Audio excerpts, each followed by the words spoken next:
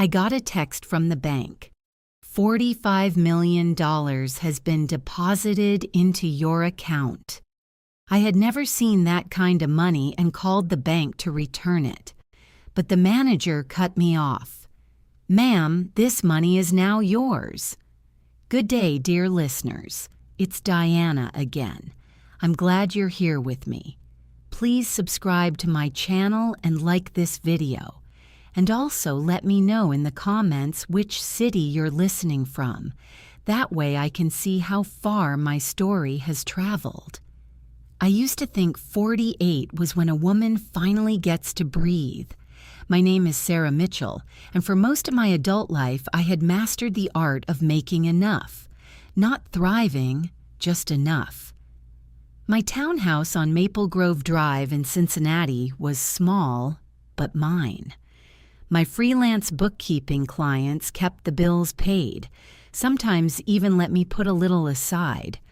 My daughter Emma was 22 and nearly done with nursing school at Ohio State, and every time I watched her walk across the lawn on our video calls, I felt like I had done the one thing in my life that was worth doing right. I was not unhappy. I want you to understand that.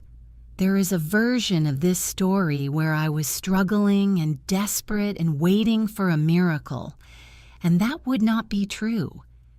I had my morning coffee on the back porch. I had Friday dinners with my best friend Diane.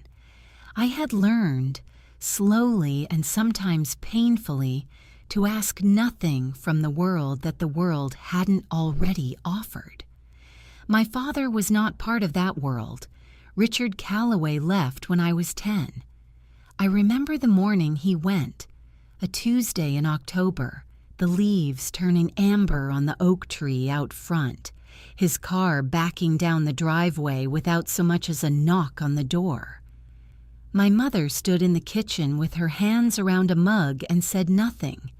It was the quietest, devastating thing I had ever witnessed. He went to Texas, built his empire, married a woman named Patricia 2 years later, had himself a life that fit him better. We spoke perhaps a dozen times after that. Stiff phone calls on birthdays, one awkward Christmas visit when I was 19 that ended with him asking Patricia to refresh his drink before I'd finished a sentence. I stopped expecting anything from him around the time I turned 30.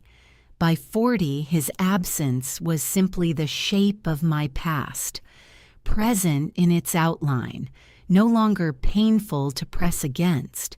So when the phone rang on a Wednesday morning in late September and the voice said, "Ms. Mitchell, my name is Gregory Hartwell. I'm an estate attorney calling from Dallas. I have some news regarding your father, Richard Calloway." My first emotion was not grief. It was confusion. Richard Calloway had died 6 weeks earlier, Hartwell told me. A stroke. Quick. He'd been 71 and in the sort of health that comes from decades of good restaurants and better hotels. Patricia had arranged a private burial. No obituary I would have seen. I hadn't known. "Why are you calling me now?" I asked. "Because you are a named beneficiary in Mr. Calloway's estate," he said. "A significant beneficiary, Ms. Mitchell.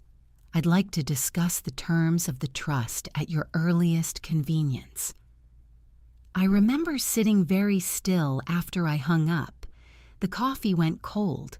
Outside, a neighbor's dog barked twice and stopped. I sat there trying to locate something inside myself, some version of sadness or relief or anger, and found mostly static. I called Diane that evening. She said, "Whatever it is, don't sign anything yet." She was a nurse and had a practical mind. "I haven't even heard the details," I said. "I don't care," she said. "Don't sign anything." 3 days passed. I went about my work. I returned emails to clients. I drove my old route to the grocery store and stood in the cereal aisle for too long, and I thought about my father's hands. The only physical detail I could still clearly remember, wide and square and tan against the steering wheel. On the fourth morning, I was standing in the kitchen making toast when my phone buzzed on the counter. It was a text from First National Bank. Transaction alert. A deposit of $45 million has been credited to your account ending in 7734. This transaction has been processed per trust agreement, TCA-Callaway-2009. Contact your branch for details. I read it 4 times, then a 5th. I sat down on the kitchen floor, not because my legs gave out, though they nearly did, because the number was so large, so impossible against the scale of my kitchen and my toast and my ordinary Wednesday morning that I needed to be closer to the ground. $45 million. I called the bank before the toast had finished popping. First National Bank, how can I assist you today? I received a text. There's been some kind of error, I said. My voice was remarkably calm, I noticed. A very large amount has been deposited into my account. I need to report it. I think there's been a mistake. I heard typing. A pause. May I have your account number, ma'am? I gave it. Another pause. Longer this time. Ms. Mitchell, I'm seeing the transaction here. It was processed early this morning through a trust transfer, the Callaway Trust, established 2009. More typing. I don't see any error flag on our end. But that can't be my money, I said. Can you reverse it? I'd like to return it. And then the manager, his name was David Chen, according to the follow-up paperwork, interrupted me gently but clearly. Ma'am, he said, these funds are legally yours. Per the trust agreement on file with our institution, you are the sole beneficiary. This money, all of it, now belongs to you. I looked at my toast, which had finally popped. I left it sitting there, cold and forgotten, for the rest of the morning. The toast stayed on the counter until evening. I'm not sure why I remember that detail so precisely. Perhaps because it became a marker, the last artifact of my ordinary life before everything changed. After the call with David Chen, I spent the rest of that morning doing something I am not proud of. Nothing. I sat in my armchair by the front window and watched the street outside, and every few minutes I unlocked my phone and opened the banking app and stared at the number in my account balance, and then I closed it again because looking at it too long made me feel physically unwell. $45 million. That number does not fit inside a normal life. It doesn't sit quietly beside your monthly mortgage payment and your grocery receipts and the $1,200 you owe the dentist. It is a wrecking ball, dressed as a gift. By noon, I had identified 3 things that frightened me, and I wrote them on the back of an envelope because I am, at my core, a bookkeeper, someone who organizes anxiety into columns. First, I didn't know why my father had done this. A man who had offered nothing for 38 years does not simply leave $45 million to a daughter he'd all but erased. There had to be a reason, there had to be a story behind this, and stories have other characters. Second, Patricia, Richard's wife of 36 years, the woman who had never once treated me as anything other than an inconvenient comma in the sentence of Richard's life. She had a son named Brandon, her child from a previous relationship, adopted by Richard, and a daughter named Melissa, who lived in Arizona. Patricia had spent 36 years building a life with Richard's money. She would not take this quietly. Third, I didn't understand the legal structure. I didn't know what a trust transfer meant for taxes. I didn't know if there was a way to contest it. I didn't know what I didn't know, and that was perhaps the most frightening thing of all. What do you do when the thing you're afraid of is the shape of the unknown rather than anything you can name? I called Diane. "Don't panic," she said. "I'm not panicking," I said. "I'm listing." "That's how you panic." She was right, of course. She came over that evening with wine and the name of an attorney, James Kowalski, who practiced estate and civil law out of an office on 5th Street downtown. She'd found him through a colleague who'd gone through a contested will with her own family. "He's thorough," Diane said. "He doesn't talk unless it matters." I called his office the next morning and made an appointment for Friday. The 2 days between that call and my meeting with James were among the strangest of my life. I continued my bookkeeping work because I didn't know what else to do with my hands. I drove Emma's old campus route just to feel something familiar. I called Emma that evening and almost told her, but stopped myself. She was in the middle of finals. The last thing she needed was to be derailed by something this enormous before I understood it myself. Instead, I told her I missed her. She said she'd be home in 3 weeks. We talked for 20 minutes about her roommate's new cat. After I hung up, I cried, not from sadness, from something I didn't have a word for yet. Some compound of guilt and anticipation and grief for a father I hadn't been allowed to properly mourn and now stood to inherit from like a stranger's estate. James Kowalski's office was unimpressive in the way that competent things often are. Gray carpet, a receptionist named Maura who offered coffee without smiling, and behind the door, a man in his mid-50s with reading glasses pushed up on his forehead and a desk buried in paper. He listened to everything without interrupting. I appreciated that more than I expected to. When I finished, he picked up a legal pad and wrote something. "The first thing we need is a copy of the trust document and the will," he said. "Mr. Hartwell, the estate attorney in Dallas, should have both. I'll request them today." He looked up. "You've had no contact with the family? The wife? The son?" "Not since a Christmas card 6 years ago," I said. "Patricia sent one every year. I assumed it was habit." James nodded. "They'll contest this. Be prepared for that." "I know," I said. "The question is how. A trust this size, properly documented, properly funded over 15 years. It's not easy to invalidate." He tapped his pen on the pad. "But Patricia's attorneys will try. They'll claim Richard lacked capacity when he signed the reaffirmation. They'll look for procedural weakness. They'll come at you legally first." A pause. "And possibly from other directions as well." "What does that mean?" I asked. "It means we move quickly and document everything," he said. "And it means, Ms. Mitchell, that you don't speak to anyone in that family without me present. Agreed?" I thought of Patricia's neat handwriting on those Christmas cards.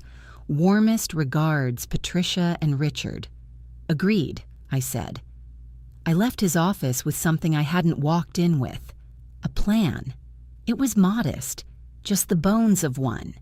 Get the documents, understand the legal structure, establish my position before anyone else could define it for me. But it was mine.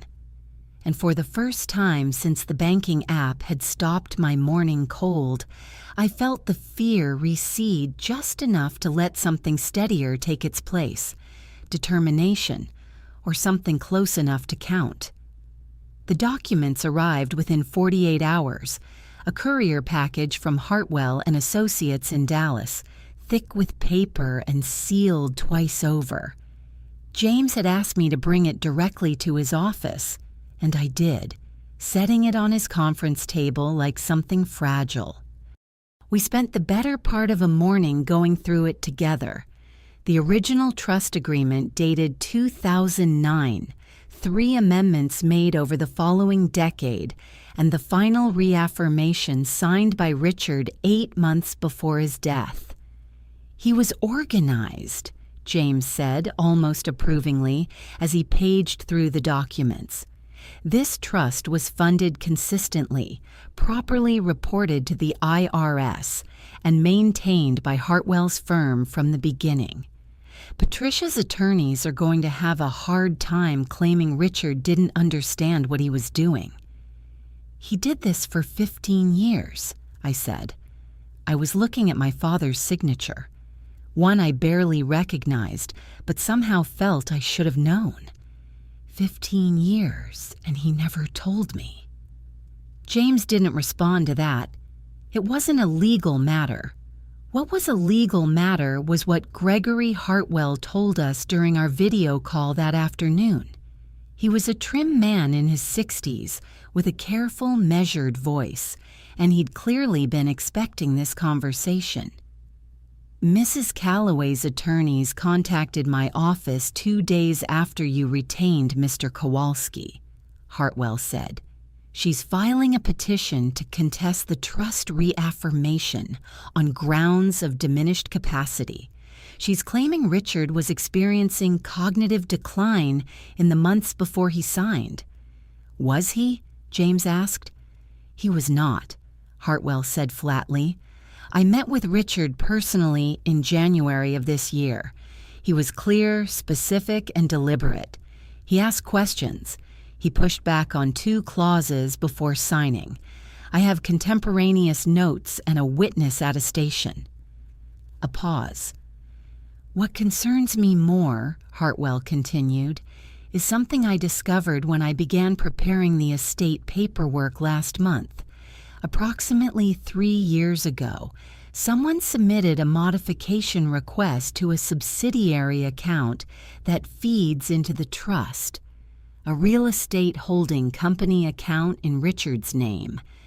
The modification would have reduced the trust's annual funding allocation by 80% and redirected those funds to a separate LLC. He looked directly into the camera. The signature on that request does not match any verified signature sample we have for Richard Calloway, and the date of submission corresponds to a period when Richard was in a rehabilitation clinic in Arizona following hip replacement surgery. The room was very quiet. Are you saying the signature was forged? I asked. I'm saying it is inconsistent enough to warrant forensic examination, Hartwell said carefully. I've reported it to the estate's independent auditor, but I thought you should know. I thought about Brandon Calloway, Patricia's son, operations director at Calloway Property Group since his mid-20s. He had access to every company account. He understood the structure of Richard's finances better than anyone outside the legal team. I didn't say his name out loud, but I looked at James and he looked at me, and I could see him writing something on his legal pad. After the call, I went to the restroom and stood at the sink with cold water running over my wrists.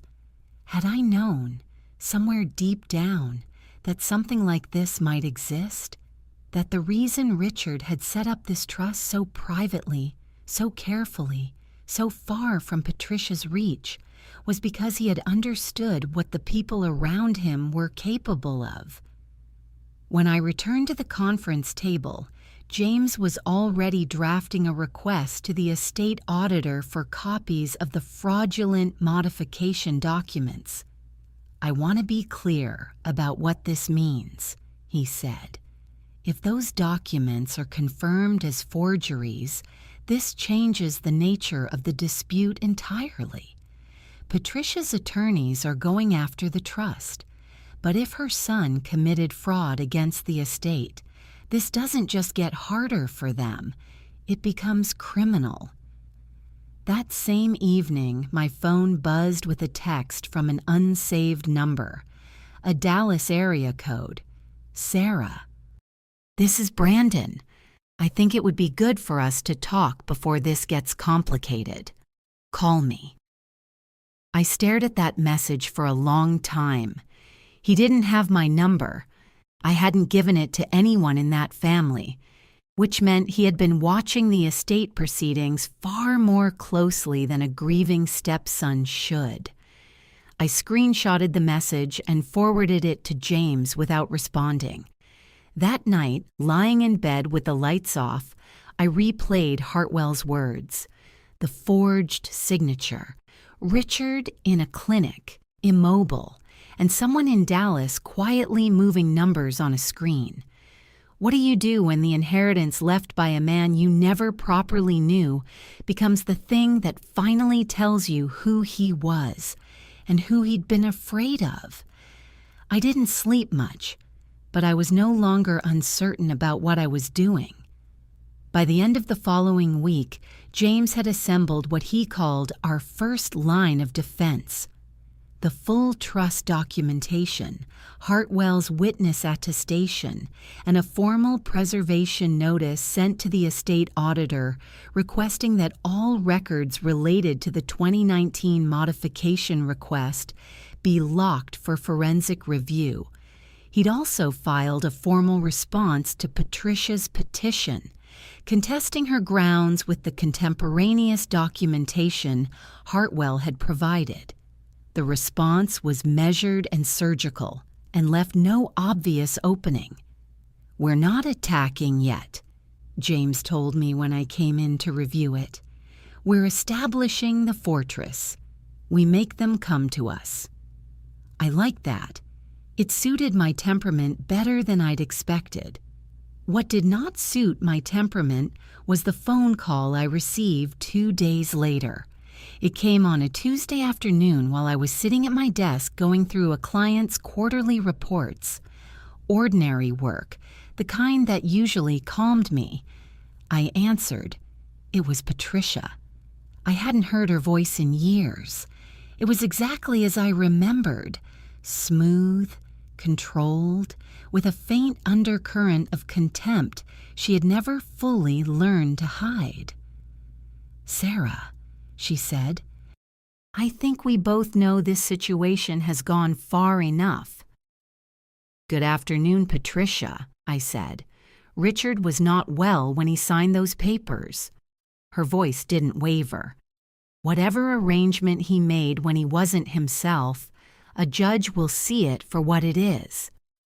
"My attorney has filed a formal response," I said. "All further communication should go through him." A pause, brief and loaded. "Sarah." Her tone shifted, not softer but more deliberate. "I'm going to say this once. If you proceed, I will make sure that everything about your father's life, everything, becomes part of the public record. His personal history, his financial dealings, things that will not reflect well on your claim." There it was. I had been waiting for it without knowing I was. "That sounds like a threat," I said. "It's a fact," she said. "Think carefully." "I'll relay your concerns to Mr. Kowalski," I said, and ended the call. My hands were shaking slightly. I set the phone down and put my palms flat on the desk and breathed. Then I called James. He was quietly furious in the way that competent attorneys get, a focused, cold anger that goes straight into action. "She called you directly?" "Yes." "That's improper contact. I'm filing a notice today." Already typing. "Do not answer any calls from her, from Brandon, or from any Dallas number you don't recognize." She mentioned making things public, Richard's personal history. "Let her try," James said. "It has no legal bearing on the trust's validity. It's noise, Sarah. They're trying to scare you into settling." Were they succeeding? I sat with that question honestly. Patricia's voice had unnerved me, Not because of what she said, but because of the casual certainty in it. The certainty of someone who had spent 36 years managing Richard Calloway's world and believed she knew exactly how every story ended. But then something quieter and more stubborn settled in. She had called me directly. She'd made a threat on a recorded line. She had shown her hand. People who are confident they will win do not do desperate things. The following day brought Brandon. He didn't call. He appeared at my front door on a gray Thursday morning, tall, early 30s, with his mother's careful eyes and his own brand of entitled ease. I opened the door but didn't invite him in. "I just want to talk," he said. "My attorney." "Your attorney isn't here," he said. "I'm not here as a legal matter. I'm here as family." "You're not my family, Brandon." Something moved across his face, irritation swiftly controlled. "Your father was my father too, for 30 years.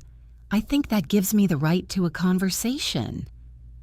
"What you have or don't have the right to," I said, "is something you can take up with James Kowalski." I handed him the business card I'd started keeping near the door for exactly this purpose. "Have a good day." I closed the door. My heart was hammering.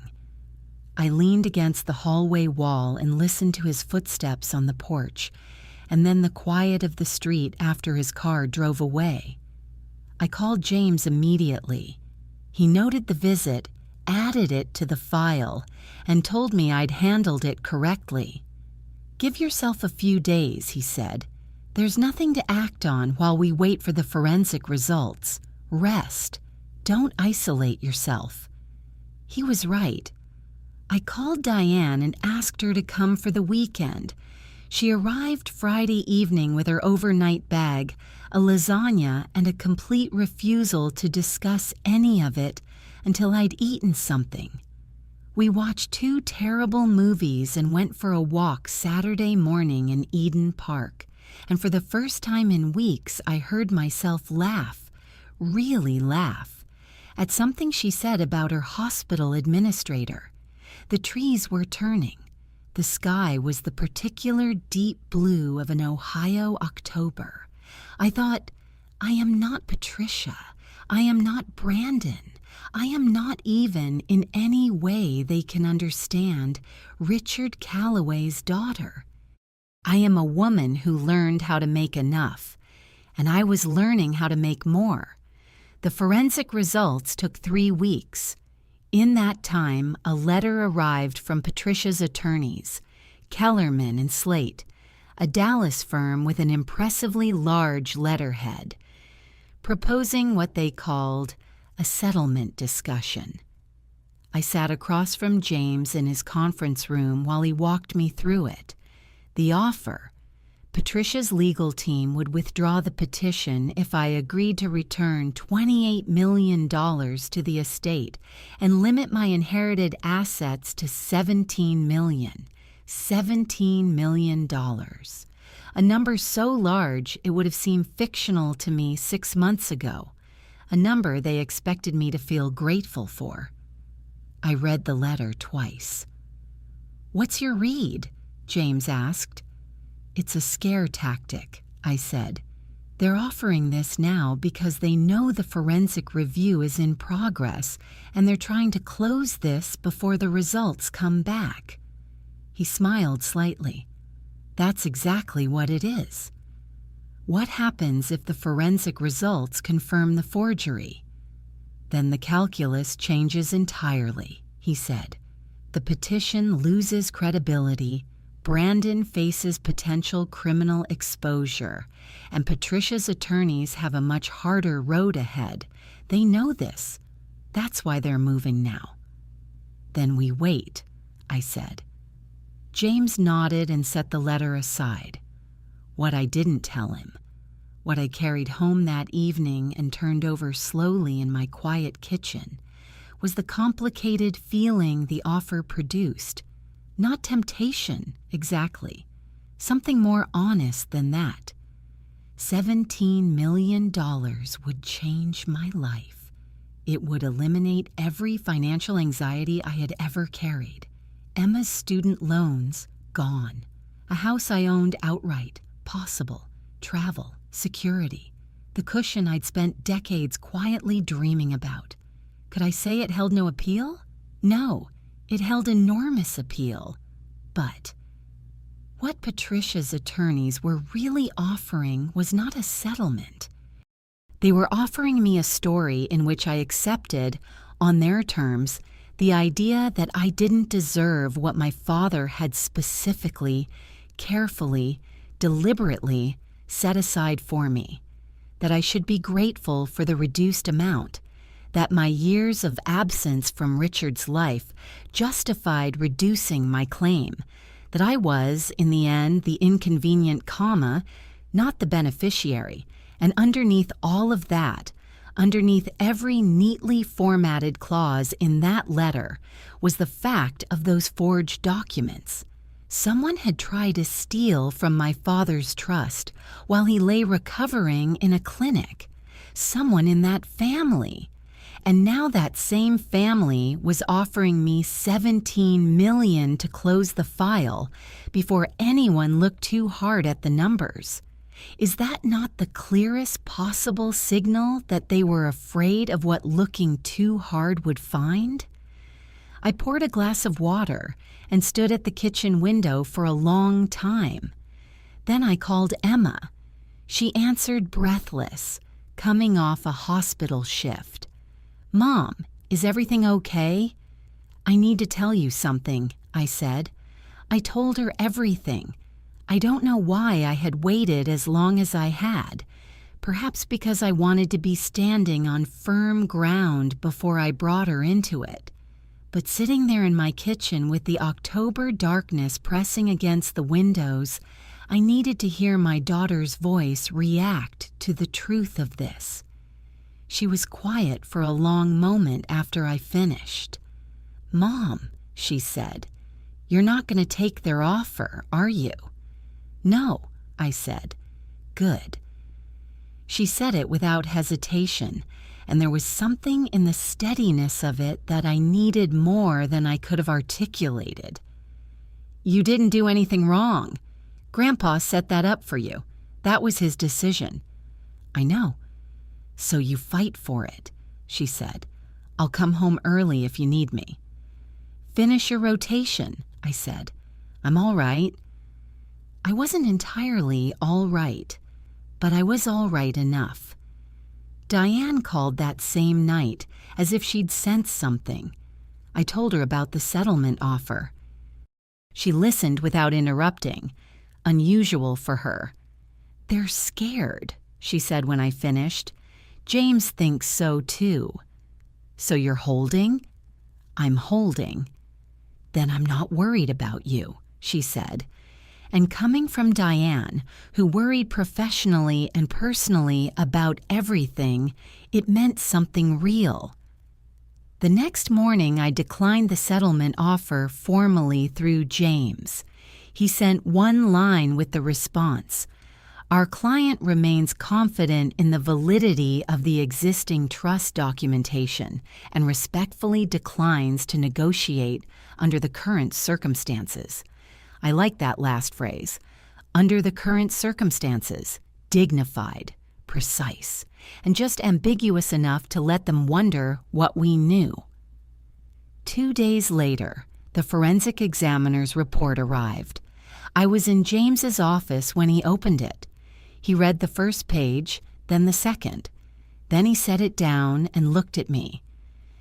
"The signature on the 2019 modification request," he said, "has been confirmed as inconsistent with all verified signature samples on file for Richard Calloway.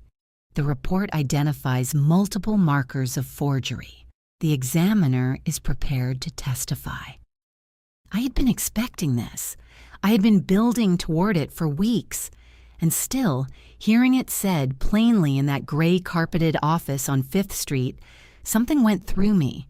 Not triumph, not yet, but the solidity of ground underfoot after a long time of not being sure where to step. "What's next?" I said. "Now," James said, "we go on offense." They came on a Saturday morning, 10 days before the scheduled hearing. I saw them from the window, Patricia's black SUV parking across from Maple Grove Drive. Too carefully, the way someone parks when they're rehearsing a version of themselves.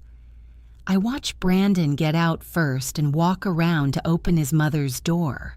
A gesture of choreographed courtesy that told me everything I needed to know about what this visit was designed to look like.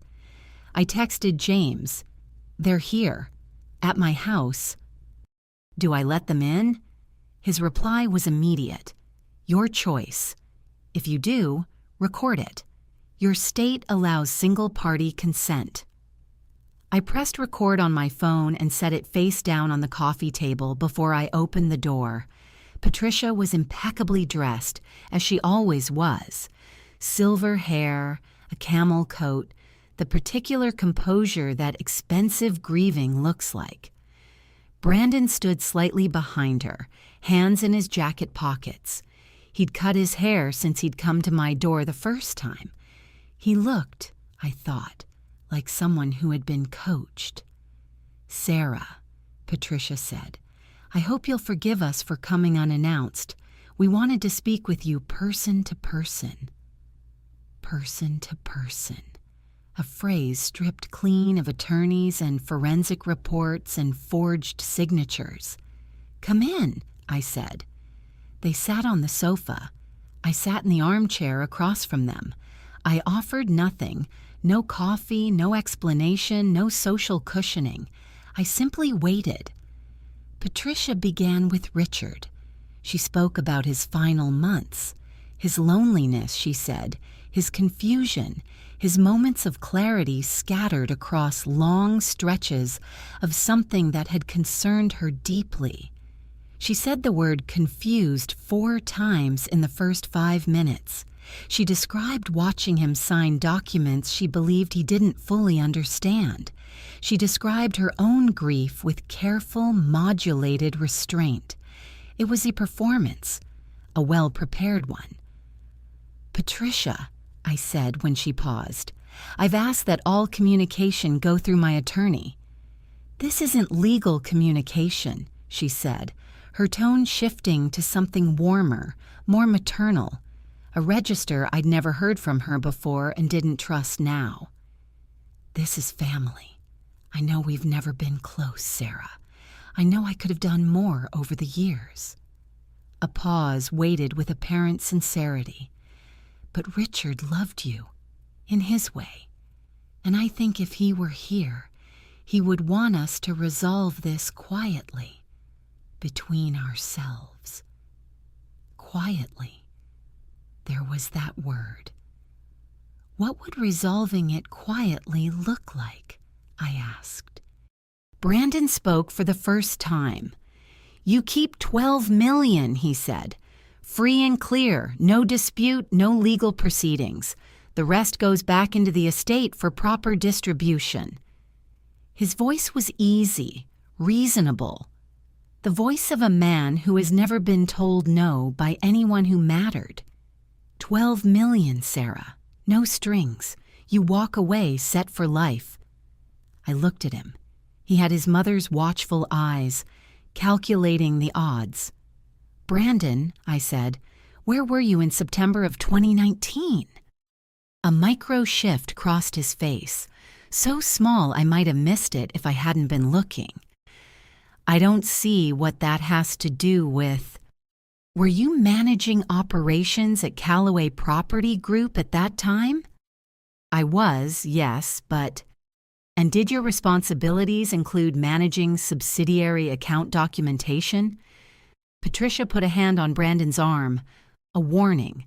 He stopped. "Sarah." Patricia's warmth was entirely gone now, replaced by something flatter and more honest. "You are picking a fight with people who have resources you cannot match. We have managed Richard's affairs for decades. We know every corner of that estate, every account, every relationship.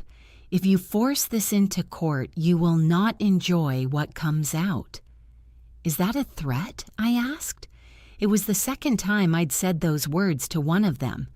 "It's a reality check," she said. I stood up.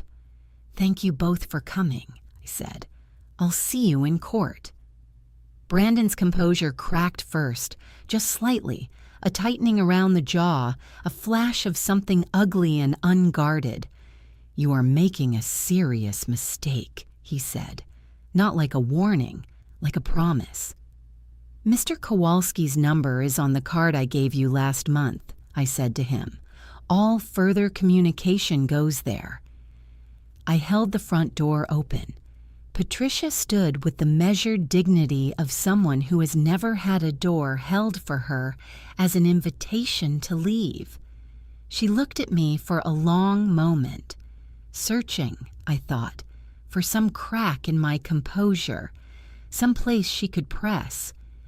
She didn't find one. They left. I closed the door and stood with my back against it in the hallway and let myself feel what was actually there, because I had learned by then not to pretend otherwise. Yes, I was frightened. They had resources I didn't. They had 36 years of knowing exactly how Richard's empire worked, who the players were, where the bodies were buried. Patricia Calloway did not make idle statements. But here is what I also knew, standing in that hallway with the recording still running on my coffee table. Fear, in the right context, is not a weakness. It is information.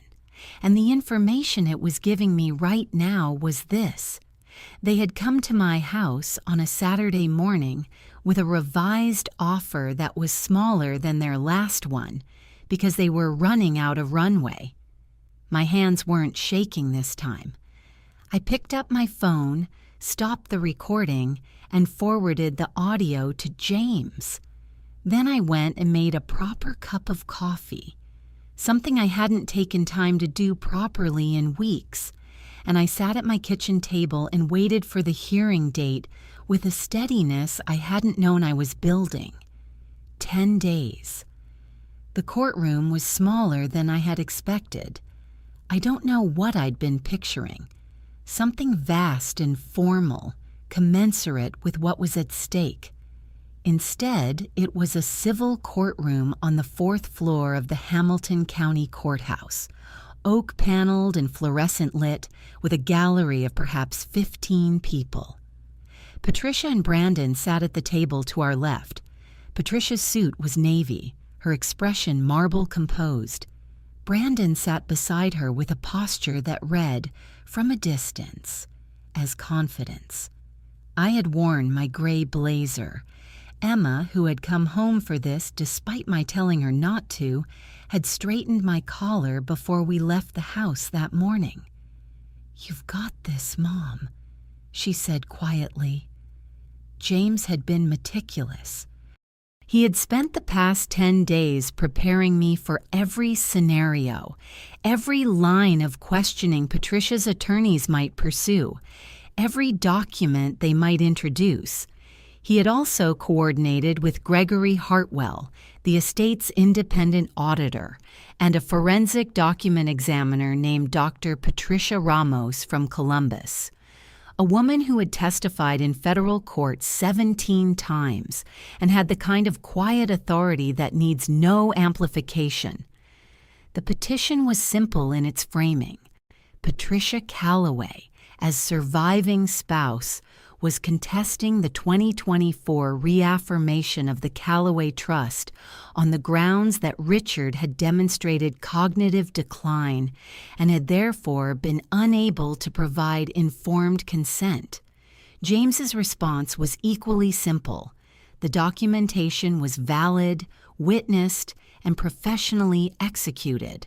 And furthermore, the estate had uncovered evidence of fraudulent activity that directly implicated a party to this very proceeding. Kellerman and Slate had objected to the introduction of the forensic evidence on procedural grounds. The judge had overruled them. The morning session belonged to Hartwell. He testified for nearly 2 hours. He described every meeting with Richard in precise, dated detail. Richard's questions, his revisions, his specific instructions regarding the trust. He produced contemporaneous notes, signed and dated within hours of each meeting. He described Richard not as a confused elderly man, but as someone who had been building toward this particular document for 15 years and knew exactly what he was doing. Patricia's attorneys cross-examined him for 40 minutes. They tried 3 different angles: Richard's medical history, the time elapsed between discussions, the possibility that Hartwell himself had unduly influenced his client. Hartwell answered each question with the calm precision of a man who had anticipated all of them. The afternoon session was where everything changed. Dr. Ramos took the stand. She explained the process of forensic document examination with the clarity of a teacher who has had this conversation many times without losing patience for it. She described the signature comparison methodology. She showed side-by-side analysis slides. Richard's authentic signature across 40 verified samples compared to the signature on the 2019 modification request. The differences were visible even to me. In your professional opinion, James asked, was the signature on the 2019 modification request made by Richard Callaway? In my professional opinion, Dr. Ramos said, it was not. There was a shift in the room. I felt it more than saw it. Brandon's attorney, a younger man from Kellerman and Slate named Prescott, who had been polished throughout the morning, rose for cross-examination. He tried to introduce the possibility of natural variance in Richard's signing pattern. Dr. Ramos dismantled each point without visible effort. Then James called Brandon Callaway himself. Brandon took the stand with his cultivated ease, and for the first 3 questions, he was composed. James asked him to describe his responsibilities as operations director at Callaway Property Group in 2019. Brandon described them. James asked whether, in that capacity, he'd had authority to submit account modification requests on behalf of the company. Brandon confirmed he had, under specific circumstances, with Richard's prior written approval. James asked him to look at the 2019 modification request, projected now on the courtroom screen, and tell the court whether he had submitted it. Brandon said he had not. James asked who had. Brandon said he didn't know. James asked whether he had been present at the Callaway Property Group offices on the date the document was submitted. Brandon hesitated. It was a small hesitation, a second, perhaps 2. But in a quiet courtroom, it was enormous. I would need to check my records, he said. James produced the records himself. Office access logs from the Callaway Property Group building for the date in question. Brandon's key card had registered entry at 8:47 a.m., exit at 6:12 p.m. Were you in the office all day? James asked. I may have been, yes. Brandon's voice had changed register. Flatter now, more careful. And yet you have no knowledge of who submitted a document that would have redirected 80% of a trust's annual funding. A document submitted from within that office on that day, while the trust's beneficiary was recovering from surgery in another state. Prescott objected. The judge sustained it in part, but the question was already in the room, settling like dust. I watched Patricia. She had stopped looking at Brandon. She was staring straight ahead, at nothing. Her composure was still intact, but something behind it had altered. The way a very still surface looks different when you realize the water underneath it is moving.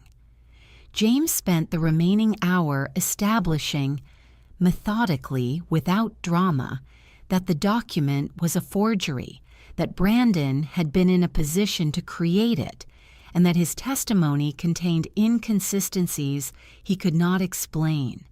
He did not produce a confession. That was not what he was after. What he was after was the record, and what the record showed was clear enough. When James gave his closing argument, he stood quietly for a moment before speaking. "Your Honor," he said, "the petitioners have asked this court to set aside a trust document signed by a man who, according to his own estate attorney's contemporaneous records, was sharp, specific, and purposeful in its creation. They have offered no medical documentation, no qualified testimony, and no evidence of incapacity beyond assertion." He paused. "What has been entered into evidence today is something else entirely. A pattern of financial activity within the Callaway estate that warrants serious scrutiny. This court is being asked to validate a petition. We are asking the court to consider who brought it and why." He sat down. I kept my hands folded on the table and looked straight ahead. The judge called recess and said he would issue his ruling within 48 hours. Brandon, as he passed our table on the way out, did not look at me. Patricia did, just for a moment, and for the first time I saw something in her expression that I had not expected. Not anger, not contempt, something closer to acknowledgement. The ruling came in 31 hours. James called me on a Thursday morning while I was sitting on the back porch with my coffee, a habit I'd returned to deliberately, a small act of reclaiming the ordinary. "The petition has been dismissed," he said, "in full." I set down my mug. The judge found insufficient evidence to support the claim of diminished capacity and ruled that the trust reaffirmation was executed with full legal validity. A pause. He also issued a referral to the prosecutor's office based on the forensic evidence. The referral specifically names Brandon Callaway in connection with the 2019 document. "It's over?" I asked. "The civil matter is concluded," James said. "The trust stands. The inheritance is yours, without condition or compromise. Congratulations, Sarah." I called Emma first. She made a sound I hadn't heard from her since she was about 12, a kind of unguarded, joyful exhale that I felt across the distance like something physical. "I knew it, Mom," she said. Then I called Diane, who told me coffee was not a meal and that I needed to eat something. She was right on both counts. Kellerman and Slate sent a final communication within the month, a formal withdrawal of all further claims on behalf of Patricia Callaway. It read like what it was, the paperwork of a complete retreat. I did not feel triumphant reading it. What I felt was the specific exhaustion that comes from having fought for something true and won, and then having to reckon with the fact that winning doesn't erase the months that preceded it. Brandon Callaway was arrested 8 weeks after the ruling on a fraud charge. He entered a not guilty plea, but the forensic evidence was substantial. His team eventually began quiet settlement discussions with the prosecutor. He would not serve a long sentence. The world is imperfect in its mathematics, but he would be convicted, and his career in any capacity involving financial authority was finished. What I thought about during those weeks was Richard. 15 years of quietly, consistently funding a trust for a daughter he'd abandoned, without once picking up the phone to rebuild what had been broken. He couldn't do the human thing, so he did the financial thing and hoped it would translate. It didn't really. Not in the ways that would have mattered when I was 12, but in its imperfect, posthumous, somewhat cowardly way, it was something. I set up a scholarship fund for single-parent students pursuing nursing and healthcare degrees through Ohio State. I paid off Emma's loans. I kept the house on Maple Grove Drive because it deserved better than to be abandoned the moment more arrived. What I did do was renovate the back porch. I wanted somewhere better to drink my morning coffee. A year passed, then another. Life does not announce its better chapters with fanfare. They accumulate quietly.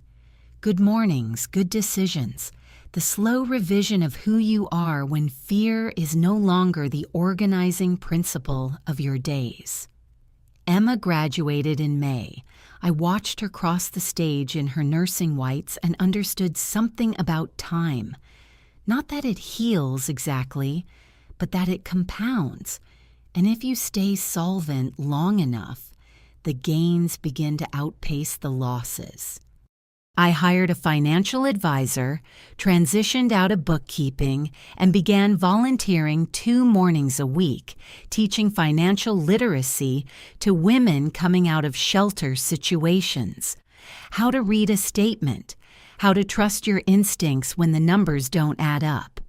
I thought sometimes of Patricia's voice, "You don't know what you're doing," and smiled quietly to myself. Diane and I spent 2 weeks in Portugal, the first vacation in years that actually felt like one. Patricia sold the Highland Park house within 8 months and moved to a condominium in Scottsdale. Brandon's not guilty plea collapsed under the forensic evidence. He accepted a plea agreement. Conviction, probation, significant financial penalties. His career in any capacity involving financial authority was over. Melissa sent a brief email saying she'd had no part in any of it. I believed her. Some things don't need to be severed dramatically. They just need to be left where they are. I named the scholarship fund the Callaway Foundation for Healthcare Education. Whatever Richard had been, the money was real, and the students who received it deserved something solid to build on. I am 50 years old as I tell you this, on the renovated back porch. Emma is texting me pictures of her lunch from Columbus. Diane is coming Friday. She held the right